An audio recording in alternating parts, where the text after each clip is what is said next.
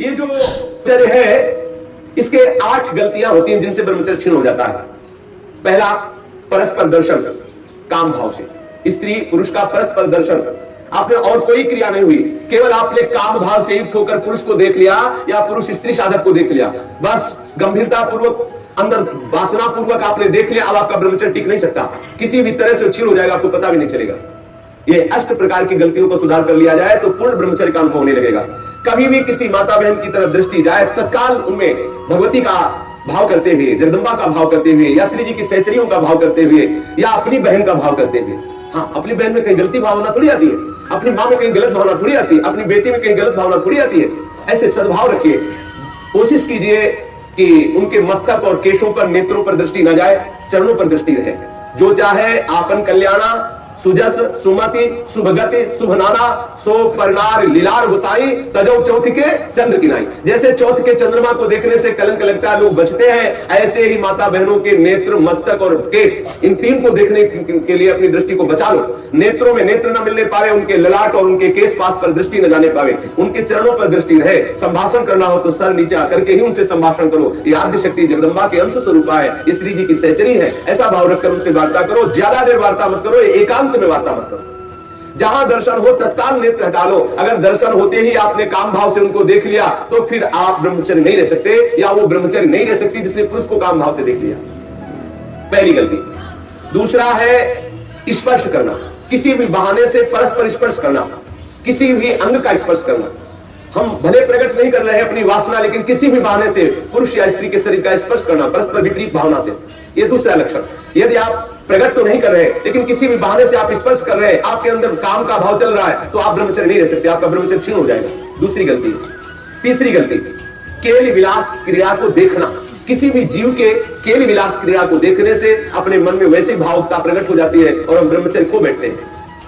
चौथी बात, परस्पर बैठ करके एक दूसरे के रूप का गान करना। आप बड़ी सुंदर हो, या आप बड़े सुंदर हो, आपकी बहुत याद आती है, या वो बहुत सुंदर है, वो हमको बहुत चाहती है, वो हमको बहुत चाहते हैं। ऐसी परस्पर में वार्ता करना या एकांत में उसके गुण कीर्तन करने से ब्रह्मचर्य का नाश हो जाता है।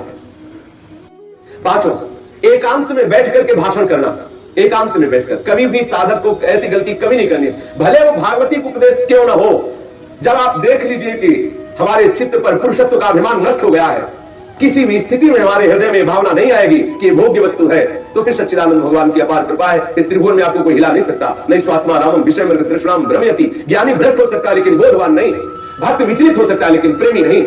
जो प्रेम से युक्त हो चुका है, जो बोध संपन्न महापुरुष है, क्योंकि जब सर्वत्र सच्चिदानंद में भगवान श्री कृष्ण दिख रहे तो कौन किसको भ्रष्ट कर सकता है। जब तक स्त्री पुरुष का अहम है तभी तक ऐसी भावना का जो भयावह स्वरूप है उससे बचना चाहिए, तभी तक ऐसी भावना हमारे हृदय में हावी होती है। इसलिए साधक को कभी भी एकांत में, स्त्री शरीर साधक को कभी भी पुरुष शरीर साधक से एकांत में कभी भी भाषण नहीं करना चाहिए। अगर करने का अवसर आए तो मैदान में आ जाना चाहिए, खुले में आ जाना चाहिए, जहां सब लोग आपको देख रहे हो, जिससे आपके हृदय में गलती नहीं होने पाएगी। यदि आप ऐसा कर रहे हैं, भले भागवती को उपदेश ही कर रहे हैं, तो भी आप ब्रह्मचर्य नहीं रह सकते, ऐसा शास्त्र का आदेश है। एकांत में किसी स्त्री को दूर से देखकर या पुरुष शरीर को देख करके भोग का संकल्प कर लेना, वासना का संकल्प कर लेना, यह ब्रह्मचर्य का नाश कर देने वाला संकल्प होता है। दृढ़ निश्चय कर लेना, संकल्प कर लेना।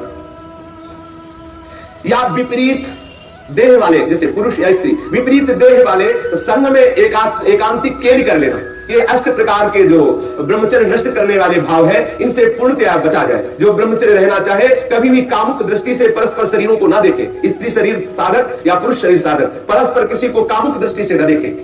कभी बुरी भावना से किसी भी माता बहन का स्पर्श न करे। कभी भी किसी भी तरह से अपने निकट ना आने दे, ना उनके निकट जाए। ये बहुत काम की बात है, इसे साधारण मत समझिए। हम भजन करते हुए भी जो आनंद का अनुभव नहीं कर पा रहे, यही गलती है, हम यही मिस्टेक कर रहे हैं। भले हम किसी का संपर्क नहीं कर रहे, लेकिन हमारे अंदर वासना की गणित लगती रहती है, इसीलिए हमें परमानंद का अनुभव नहीं हो रहा। हमें सावधानी रखनी है। देखो, ये ऐसा कोई अपने में ना जाए कि मैं सिद्ध हो गया हूं, मैं जैसा मनमानी आचरण चाहूं कर सकता हूं। भगवान व्यास देव जी ने लिखा है कि बड़े बड़े विद्वान भी इस आकर्षण में अपने आप को ढीला मानते हैं और गिर सकते हैं। इसलिए सावधानी पूर्वक, विद्वानों को भी ये जो आकर्षण है खींच सकता है, इसलिए सावधान रहे। कभी भी ब्रह्मचर्य व्रत धारण करने वाले उपासक को या गृहस्थ धर्म धारण करने वाले गृहस्थी को भी अपनी पत्नी के सिवा कभी और के साथ एकांत में संभाषण नहीं करना चाहिए। किसी को काम भरी दृष्टि से नहीं देखना चाहिए, किसी के काम भाव से स्पर्श नहीं करना चाहिए, किसी को काम भाव से न समीप आने देना चाहिए, न समीप जाना चाहिए। कभी किसी को एकांत में परस्पर विरोधी शरीर वाले को, स्त्री पुरुष शरीर वाले को खेलना नहीं चाहिए। कोई भी खेल अकेले में नहीं खेलना चाहिए। कभी भी एकांत में बैठकर मजाक नहीं करना चाहिए। कभी भी एकांत में बैठकर बातचीत नहीं करनी चाहिए। अपने मन को ही आप मित्र और शत्रु समझो। विषयों में लगा हुआ मन शत्रु है और प्रभु के भजन में लगा हुआ मन मित्र है। इसलिए सावधान, कभी भी एकांत में ब्रह्मचर्य धारण करने वाले को स्त्री का संग कदापि नहीं करना चाहिए, नहीं तो उसके हृदय में वासना जागृत हो ही जाएगी। इसलिए सावधानी रखनी चाहिए।